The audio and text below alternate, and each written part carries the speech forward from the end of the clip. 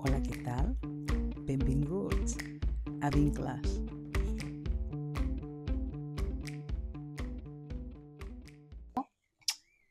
Gràcies per escoltar-nos, per veure'ns. Seguirem parlant, ens seguirem gravant. I tant. Per escoltar-nos. Una abraçada.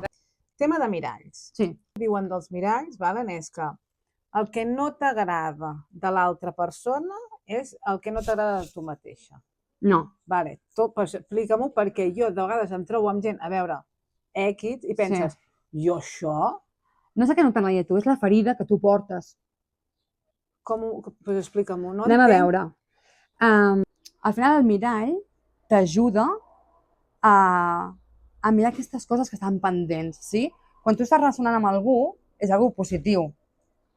Però quan es desperta amb tu algo que et pica, és perquè aquesta persona t'està mostrant en tu, està fent un foco en tu de això no ho has treballat.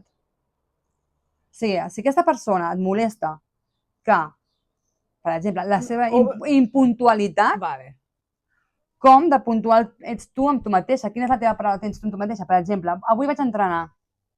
M'apalanco al sofà. Ai, estic fent el Netflix, però haig d'anar a entrenar. I jo sé, la meva ànima sap que haig d'anar a entrenar. Però jo segueixo apalancada i ho deixo passar, no vaig a entrenar.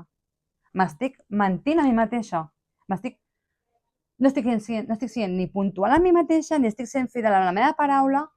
Llavors aquesta persona quan ho fa, desperta en mi això que jo m'estic fallant a mi mateixa. Això és un mirall. Llavors tenen uns miralls positius. Per exemple, jo veig a tu i dic, que guai, la Montse té un podcast. Sí, llavors penso, ala, que guai, no? I és un mirall que tu em fas de... Si ella pot fer un podcast, jo puc fer un podcast, total. Però jo puc pensar, oh, que difícil, que guai ella que ho fa, però és que per mi és difícil. Em despertes a mi un anhel, una cosa, això també és un mirall.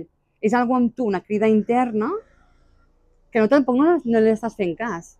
Ho entens? M'explico o no m'explico? Sí. M'interessa que això, les nostres oients, les nostres visualitzadores, això es veurà, no? Doncs les nostres visualitzadores...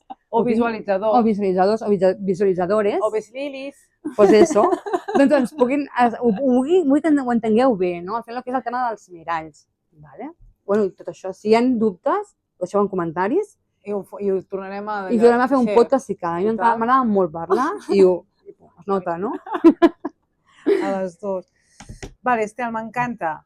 No sé quan queda de temps, però primer de tot, hem parlat d'Extramurs, hem dit que evolucionava, no? I ara en quin punt està Extramurs? Sé que et podem trobar a les xarxes socials. Què més? Quins projectes més? Em comenta una mica l'evolució que tens en plan endavant, a part de fer aquests episodis amb vincles? Farem més episodis amb vincles. Extramurs està en un punt on les sessions individuals també han anat evolucionant, perquè em sentia com molt amb les sessions individuals en el tu a tu, em sentia molt afiançada. Llavors, obrir-me cap a fer coses més en públic em feia també por. Però clar, em vaig afondar aquestes pors. Llavors, vaig començar l'any passat a fer cercle de dones. Cercle de dones. De dones. I és algo molt guai, molt guai. O sigui, perquè treballo la canalització, el treball xamànic, puc fer reiki, puc ballar, les dones ballen amb mi. Els cercles de dones són un espai segur, perquè al final les dones sempre hem estat molt atxantades de boca. I el que és parlar de temes d'aquí, segons com no es parla, perquè tenim por una altra vegada del judici. Llavors, quan estàs en un cercle de dones, i al final, quan ens ajuntem unes dones i fem tribu, no sempre venen les mateixes dones. I res és casual, tot és causal, no? I ressonem, venen les dones que venen en aquell dia perquè la canalització que jo estic fent en aquesta persona, o inclús faig servir els oracles, no? Li serveix també a la persona que té al costat.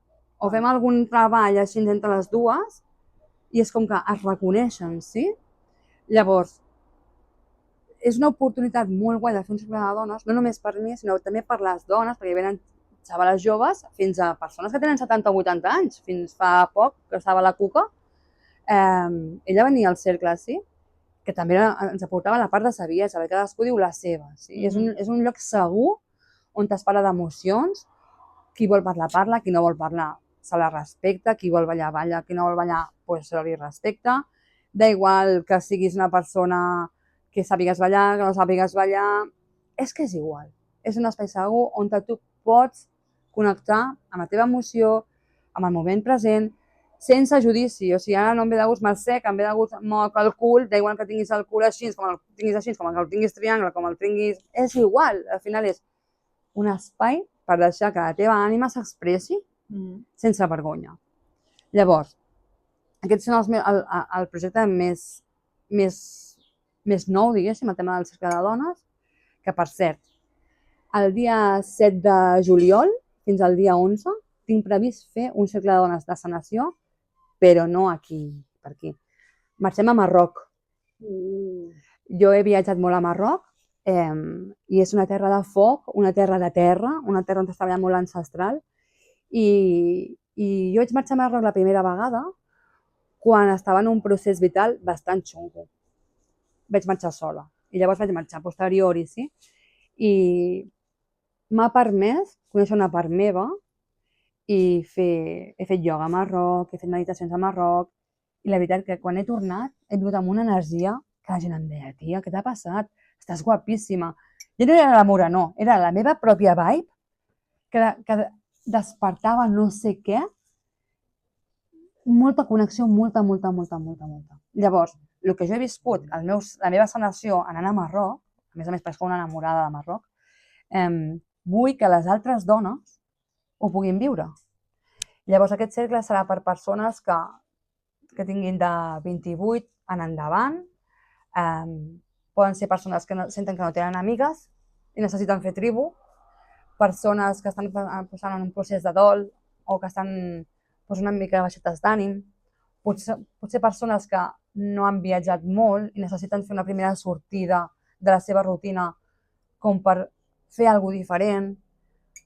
És un viatge obert a tota aquella persona que ressoni fer un treball interior. El cercle serà com el segon dia. Tinc previst fer el segon dia, perquè els següents dies ho puguem integrar. Sortirem, veurem llocs, coneixerem persones. Al final és fer com un mini retir fora de. Vale. I seria interessant que la gent que senti el llamado, no? Ho faci sense judici ni sense por. I t'ho poden dir per Insta? Per Instagram, o em poden enviar un WhatsApp. Em sembla que al meu Instagram hi ha el meu número de telèfon. Ho miraré. Si no, m'envieu un privat i jo us contesto i us passo el meu telèfon i ho parlem. Tens els cercles de dones, els viatges... Tinc pendent. Està maquetant-se el meu manual per aprendre a canalitzar. Perquè també soc canalitzadora.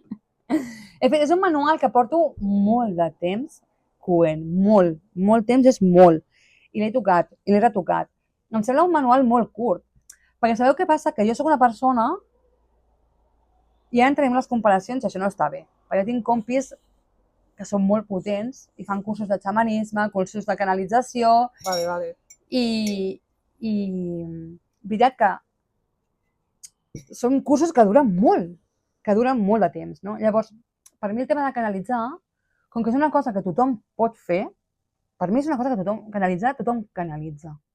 Però hi ha gent que té més capacitat de connexió perquè està no més desperta, està més oberta a connectar amb els mons sutils, i hi ha gent que no té interès i no hi va, no? Al final, canalitzar és una cosa com innat, que està en cada un de nosaltres. Només falta fer una mica, uns exercicis puntuals des d'aquesta confiança. Jo estaré acompanyant des d'una part potser més passiva, perquè jo confio que les persones que li arribi el manual doncs seran persones que tenen ganes de fer-ho, i si alguna persona té dubtes, evidentment, em pot trucar, em pot enviar un missatge, però us dic, hi haurà un vídeo. La idea és que hi hagi un vídeo que resolgui dubtes o que expliqui el manual de la manera que sigui com més gràfic i més visual. jo soc molt de la idea de que les coses són fàcils, que les eines holístiques estan donades per tothom, que han de ser accessibles,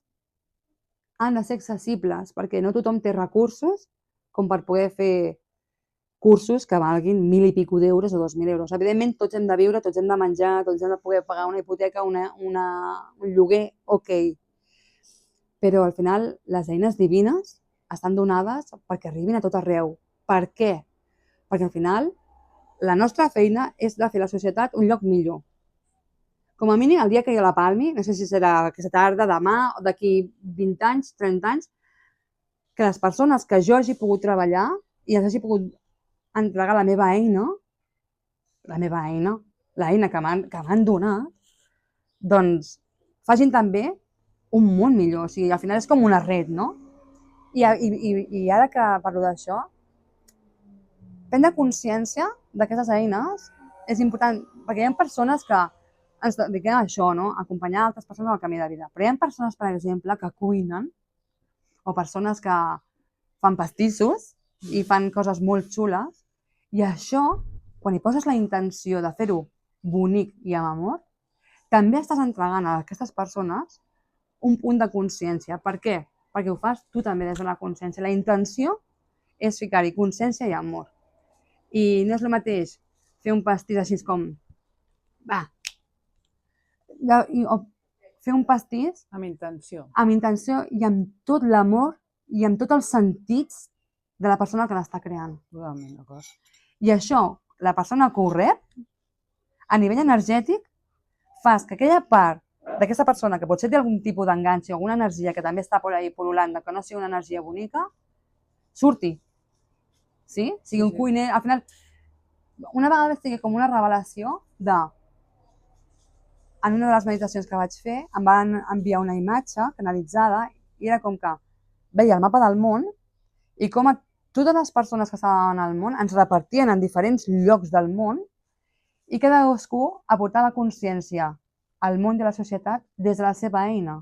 Sigui fent de paleta, fent de canalitzadora, fent el que sigui, sempre si ho fas des d'aquesta intenció d'amor i consciència,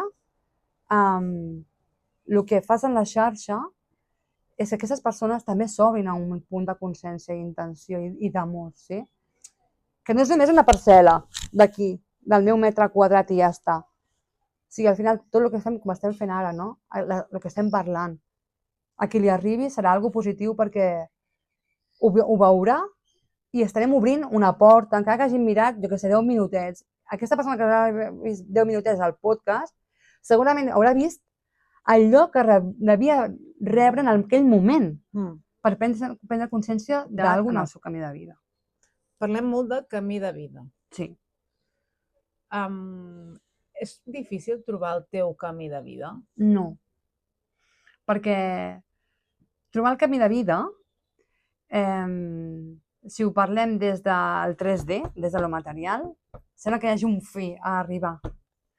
Però quan parlem de camins de vida, dintre del que és un tema holístic, més energètic o espiritual, podem dir-hi de mil maneres diferents, estem parlant de no arribar a un fi determinat, sinó com aprendre a viure la vida, com aprendre a caminar la vida des d'una forma siguent més tu, amb connexió més amb tu mateixa, amb la teva essència, amb la teva ànima, sapiguent què és el que necessites en cada moment, sapiguent el que és teu i el que no és teu, i sapiguent que al final som ànimes encarnades dins d'un cos humà, que venim a experimentar una experiència humana i se'ns presenten a dia, a cada moment, diferents experiències per evolucionar. I té molt a veure amb com tu et coneixes a tu mateixa, com transites tu aquest camí de vida, des d'una part més enfocada a lo de fora o més enfocada des del que tu ets.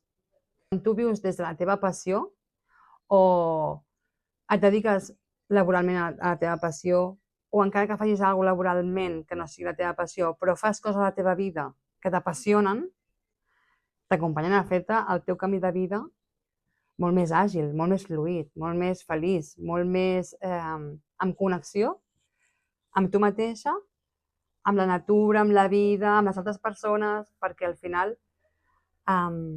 quan tu coneixes realment què és el que t'acompanya, doncs no hi poses tant de cap. Vius la vida, transites la vida, camines el camí de vida des d'un lloc doncs, amorós, des d'un lloc empàtic, assertiu, sense judici, sense massa expectativa, perquè entens que, més que entendre, sents que estàs fent el que has de fer, sense posar-hi cap, perquè realment ho estàs disfrutant. Quan ho disfrutes és quan hi poses cap, i en els perquès, els percoms, els icis i totes aquestes històries, que són d'aquí, més que d'aquí. Ens plantegem molt el tema de l'ego. Abans estàvem parlant, quan no ens estàvem gravant, no?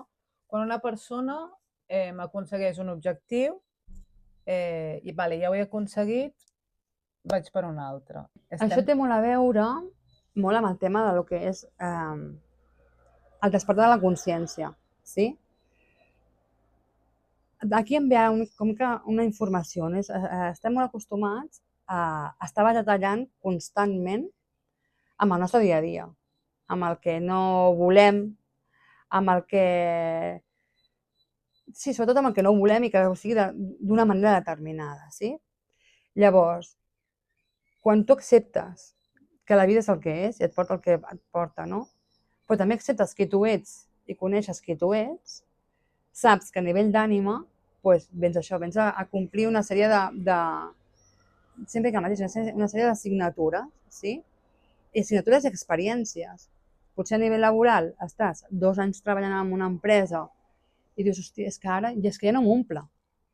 Però perquè ja has assolit el que havies assolit, ja no t'omple perquè ja has assolit. Llavors et toca experimentar una altra cosa a nivell d'ànima perquè s'engegui una altra vegada aquest foc, no? Aquest anhel d'un altre coneixement. Al final, a nivell d'ànima tenim molta memòria, sí? I passem per moltes feines i passem per molts hobbies o passem per moltes relacions o per moltes amistats perquè al final ens anem completem un cicle, ja s'ha tancat, doncs un altre, sí? Sí que és cert que a nivell social doncs tenim molts inputs des de fora, sí? I també té molt a veure amb el camí de vida que parlàvem abans, o sigui, hem d'arribar aquí. I si no arribem aquí, doncs sembla que mai és suficient. Però quan entens que el teu camí de vida no és un fi, sinó és un trànsit, llavors l'acompanyes també sapiguent que a nivell d'ànima, doncs, ara vull fer aquesta feina, però ara, no és que tenim la idea que ja me n'he cansat, no és que te n'hagis cansat, és que ja no t'omple perquè ja has assolit el que havies d'assolir, has fet la teva etapa dintre d'aquesta feina. Em toca anar a un altre lloc. I com que tampoc no tenim res controlat i com que tot ja està escrit en el nostre llibre de la vida, perquè abans de néixer ja hem fet una sèrie de pactes i jo treballaré d'això i aquesta serà la meva parella o aquesta serà la meva millor amiga, sí? Al final, com que tot això ja està establert des d'abans d'encarnar, tu no saps el que et vindrà, però acceptant que és així, o sigui, al final és jo ara estic treballant d'X coses, he completat aquesta fase, em toca l'altra, però per què? O perquè ja a nivell d'ànima ja estava així estipulat. Vale, m'has dit, està escrit. Sí. Discrepo. Per què? Perquè si estigués escrit, no ens mouríem. Està escrit, doncs jo em quedo al sofà i ja vindrà, perquè està escrit. Tu pots controlar que si ara, per exemple, no sé, surts de casa, agafes el cotxe i et trobes una caravana, sí? Tu això ho pots controlar? No. Mira, l'altre dia, jo anava cap a la feina, això va ser la setmana passada, i em van parar els Mossos i em va posar una multa. I per què?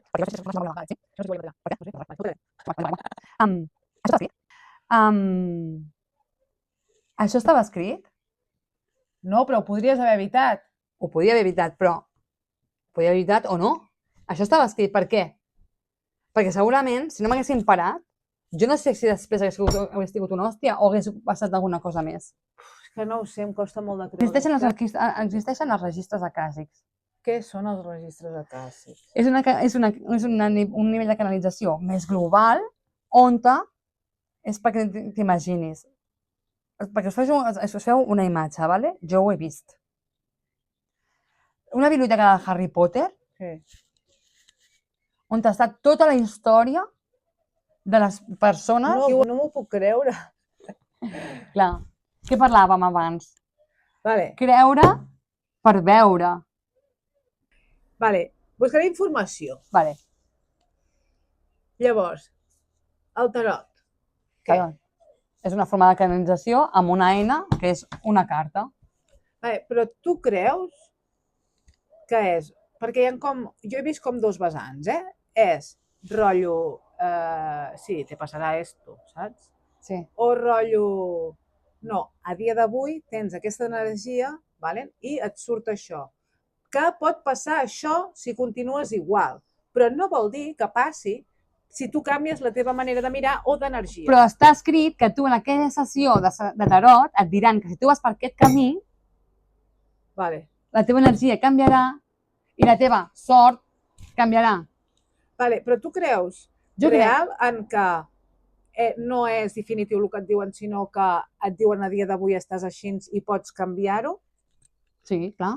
O tu creus que el tarot és no, és això i et passarà? Mira, el tarot, els registres acàsics, la canalització, les runes, diferents i milers d'eines espirituals, totes tenen el mateix fi. I tot és el mateix. Tot és exactament el mateix. Baixes informació per traslladar-li a la persona. Tot. L'única cosa que utilitzes diferents eines. Jo ho faig des de la canalització, hi ha gent que fa servir el tarot, hi ha gent que fa servir diferents coses. Però tot té el mateix fi. Tot el mateix fi. És donar coneixement a la persona que ve a conèixer i ve a saber més enllà per millorar el seu camí de vida. Però llavors, si és una cosa tan clara, sí, una cosa que se sap, una cosa que es coneix, llavors, el que mateix d'abans, per què tantes reticències si representa que totes aquestes eines, que són molt antigues, sí, que fa molt de temps que es parla, que la finalitat és bona, és acompanyar el camí de vida i fer-t'ho més fàcil, sí, no són acceptades? Doncs perquè no es veu. Perquè no es veu. Però està comprovat. Però l'ésser humà... No tothom té escrit aquest despertar de consciència. Quanta gent en el món, quants milions de persones hi ha en el món que no volen saber més enllà, que els està bé el seu dia a dia, sigui un dia desastrós o sigui un dia millor, no volen saber més enllà. Perquè al final, aquestes eines, què fan? Et fan mirar cap a dintre, et fan reconduir-te, et fan, com d'alguna manera, treure aquelles coses que et sobren. I no tothom està preparat per assumir que té coses que li sobren, per conèixer-se. Al final no és una cosa vana, és una cosa que et fa un treball i no tothom està disposat a fer un treball personal. Fem un camí de vida. El pots fer més enfangat, menys enfangat, més alegre, més trist, però tots caminem. Al final d'això, quin és la mort? És així. Naixem, caminem, morim. En aquest tram de camí... És el camí de vida. És el camí de vida. Depèn del nivell de consciència que tingui cadascun, que ho viurà d'una manera o d'una altra. O ho viurà més apenat o més feliç. Ho viurà més conscient o més inconscient. Li fotrà la culpa al govern, als pares, jo què sé, o hi haurà qui dirà, vale, doncs, de totes aquestes coses que sembla que no funcionen, quina responsabilitat tinc jo en tot això? Perquè potser no tot és tan cap a fora, que jo també tinc coses a solucionar, però no tothom vol. Però no sempre tot és culpa, és el que tu dius, no sempre tot és culpa d'un, que de vegades hi ha coses externes que no pots controlar i estan... No pots controlar, tu ho acceptes, no t'estàs resignant. Vale. No et resignes, estàs acceptant que la vida és la que és, però en base al que hi ha, és com si tinguessis un plat, m'invento, de mongeta que no t'agrada. Tu acceptes que hi ha un plat de mongetes, però jo li puc alinyar, ficar-li un oli, O puc posar-li doncs, unes espècies, o fer-ho més amorós, sí? Doncs el mateix amb el canvi de vida. Vale. Si jo m'encasello en què és una merda, no va bé, no m'agrada, si al final em toca fer això perquè m'han dit que tinc que fer això perquè si no la meva família s'enfada, o tinc que fer això perquè socialment està ben o mal vist, i totes aquestes coses t'estàs aïllant, t'estàs separant de realment el que tu sents. Per això sempre és important preguntar-se què necessito ara? Què és el que vull ara per mi? Yeah. Independentment que als altres no els hi agradi. Yeah. Per això hi ha gent que té por d'aquests judicis. Al final la por és una que reina molt, que està molt present sempre. Llavors, la por a ser rechaçat per part de la teva parella, per part de la família, per part dels amics, tot això fa que et distancis, perquè tu realment sents d'una manera, perquè tu estàs evolucionada d'una altra manera i has vingut a fer una feina en aquest món, però potser familiarment no ho accepten. Yeah. I això t'està aïllant de tu, t'està separant de tu. De la teva essència. Exacte. Llavors entres en la tristesa, la depre, ens posem físicament malalts, perquè no t'estàs escoltant, sí? Perquè tens por del rechaç, del que no t'estimin. La ferida mundial és no m'estimen. No m'estimen, puc ser rechaçat, puc ser rechaçada, millor què faig? Doncs no m'escolto, entro dintre el que és el pensament col·lectiu, familiar, el que sigui, i em resigno a el que hi ha. Ja et dic, no és qüestió de resignar-se i dir, és que no em queda un altre, amb el que et queda, perquè acceptant la realitat que tenim, perquè és el que és, tu pots posar-hi les teves espècies per fer-ho més bonic o no. Moltes gràcies, Estel, A tu. per formar part de Vincles. N'hi haurà molts més, ja ho saps. Gràcies per deixar-me aquest espai tan maco. Gràcies per tot el que ens has explicat. Et seguirem a les xarxes, veurem la teva evolució i res més. Gràcies a tu per l'oportunitat. Ja veus. I estic molt contenta perquè ha sigut una sessió, perquè és una sessió al final, no s'havien preparat res, perquè no anem de xules. Aquí la veritat, pura i dura. Ha sigut una sessió completament canalitzada, o sigui, tot el que he anat deixant anar ha anat baixant i m'ha anat acompanyant aquí el séquito de personal i han sigut de gran ajuda. Us envio un fort petó. Gràcies per escoltar-nos, per veure'ns. Seguirem parlant, ens seguirem gravant. I tant. Per escoltar-nos. Una abraçada. Gràcies.